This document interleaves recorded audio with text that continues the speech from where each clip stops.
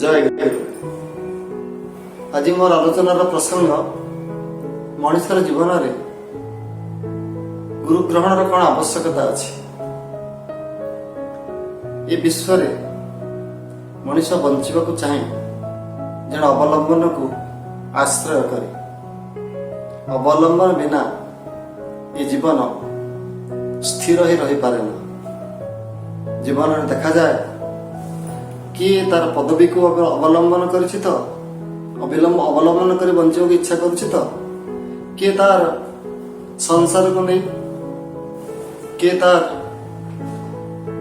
पुत्र कन्या को नहीं, किए तार चाकरी जीवन सहकर्मी मान को नहीं, किए किए बंचे निसंग जीवन नहीं।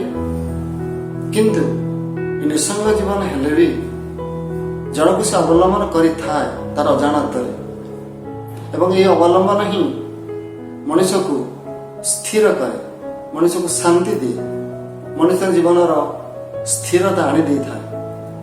ए बाबद गोटे गल्प मु आपण मानक कहवाक चाहूँगी। से गल्पटी हूँ गोटे जंगल रे गोटे मनुष्य जाउथबा समय गोटे दंता हाथीर आक्रमण शिकार है एवं निजक बंचाइबा से खूब जोर से दौड़ा आरंभ कला। दंता हाथी तार पीछा छाड़ुनी, ता पछे पछे ताकू गोड़े चली। लोकटी निजक रक्षा करने विकल होगी दौड़ुछि। देखिला आगे गोटे परित्यक्त कूआ भली दिशुछि। से ता भीतर को लंफ देला बंची जीवा उद्देश्य ए दंता हाथीर कबल एवं से समय से देखिला से कूअर पाखे गोटे झंकालिया बरगछ अच्छी एवं बरगछ गोटे ओहल से कूआ भीतर को लंबी आसी। लोकटी प्राण विकल से जो ओहलटी को जाबुड़ी धरला और मन मन भाविला जय हो ये कूआ भितर मु बंचार आश्रय पाईगली। किंतु जितेबाला सी तल को चाहिला देखला जे सी कूआ भितर बहुत दिन गोटे जमतीका क्षुधार्थ गोटे कुंभीर आ करिकी तार पाटी को मेली आ करी ऊपर को चाहिए। आ देह सिहरी उठिला। जदि मु कूआ भितर पड़ी थांती ताहले कुंभीर शिकार ही थांती एवं खूब जोर से जाबुड़ी धरला से ओहल को किछि ता मुहूर्त बंची जावाई। जेतेबेले से ओहल को धरिछि और धीरे धीरे चेष्टा करिछि ऊपर को उठिबा को, सही समय तार पाटी आपना छाए आ हे जाइछि, पाटी मेली जाइछि एवं देखुछि तार जिभरे सुस्वादु किछि तरल जिनिस ठोपा ठोपा हो पड़ुछि। से जेतेबेले ऊपर को उठिबा को चेष्टा कला और से देखिला ओहलटी जो बरगछर डालू तल को लंबी आसी तार मूल गोटे महु फेणा अच्छी। एवं जितेबाला सी ओहल को जाबुड़ी धरला से महु फेणा चहली गला एवं ठोपा ठोपा हो महु से झरला एवं ये लोकटीर जीभरे पड़ा। से तार आनंद उपभोग कला एवं धीरे धीरे धीरे धीरे से ऊपर को उठा चेष्टा कला। जितेबाला से ऊपर को उठा चेष्टा करुछि तो देखुछि से बरगछर डालू जो ओहलटी बाहरी थिला सेठी दुईटी मूषा, दुई पाखे गोटे कला मूषा गोटे पाखे आ गोटे पाखे गोटे धला मूषा से ओहलर मूल को काटिबा को आरंभ करछन्ति कुट कुट कुट कुट करी। से आहरी डरीगला। जेकोसी मुहूर्त यही ओहल से डालू छिड़ी पड़िबो एवं से पुणी से कुंभीर शिकार हो। तेबे यही जो ऊपर को उठिबार प्रयास भितर जो मधु चाखा से आरंभ करिछि से जो बरगछर ओहल को अवलंबन करी एटा होछि मनुष्यर जीवन किछिटा मुहूर्त बंची जीवा ये उद्देश्य में कहूँ जितेबाला गोटे दंता हाथी ताको आक्रमण करिछि, बणुआ हाथी ताको आक्रमण करिछि, से होछि काल ଏବଂ ସେ କାଳ ମଣିଷକୁ ସବୁବେଳେ ଆକ୍ରମଣ କରିଥାଏ, ମଣିଷର ପଛେ ପଛେ ଚାଲିଥାଏ ଏବଂ ମଣିଷ ସେ କାଳର କବଳରୁ ବଞ୍ଚିବା ପାଇଁ ଆଶ୍ରୟ ଖୋଜେ। କିନ୍ତୁ ଦେଖେ ଆଗରେ ଅଛି ଗୋଟିଏ କୁମ୍ଭୀର, କ୍ଷୁଧାର୍ଥ କୁମ୍ଭୀର ଅର୍ଥାତ୍ ତାର ମୃତ୍ୟୁ ଅନିବାର୍ଯ୍ୟ ଏବଂ ତାରି ଭିତରେ ସେ ଗୋଟିଏ ଓହଳକୁ ଜାବୁଡ଼ି ଧରିଲା ଭଳି, ଗୋଟିଏ ଅବଲମ୍ବନକୁ ଜାବୁଡ଼ି ଧରି ସେ ବଞ୍ଚିବାକୁ ଚାହେଁ। এই ଜାବୁଡ଼ି ଧରିବାର ଭିତରେ এই ଯେଉଁ ମଧୁର ଆସ୍ୱାଦନ, ତାହା ହେଉଛି ଜୀବନର ସୁଖ, ଶାନ୍ତି, ଆନନ୍ଦ। ସେ ଅବଲମ୍ବନକୁ ଆଶ୍ରୟ କରି ସେ କେତୋଟି ମୁହୂର୍ତ୍ତ ବଞ୍ଚିଯିବାକୁ ଚାହେଁ, ମଧୁ ଚାଖିବାକୁ ଚାହେଁ। এই ମଧୁ ହେଉଛି ଜୀବନର ମଧୁ।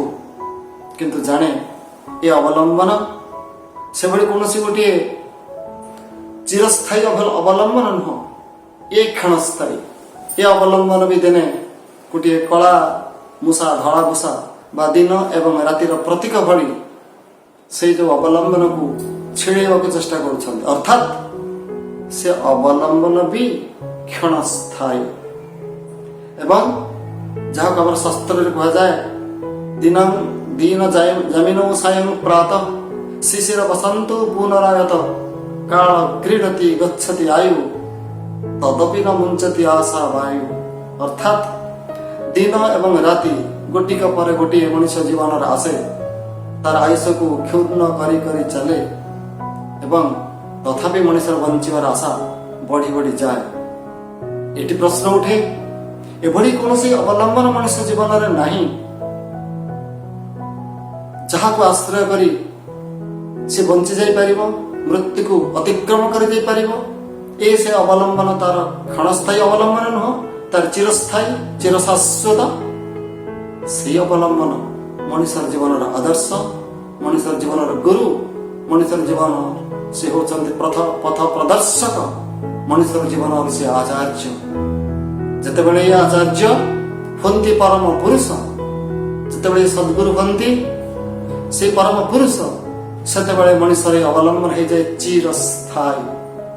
ଏ ମଣିଷ ମୃତ୍ୟୁ ଭିତରେ ଅମୃତ ଆସ୍ୱାଦନ କରେ, ଅଜାଣତରେ ଏ ମୃତ୍ୟୁକୁ ଟପିଯାଏ।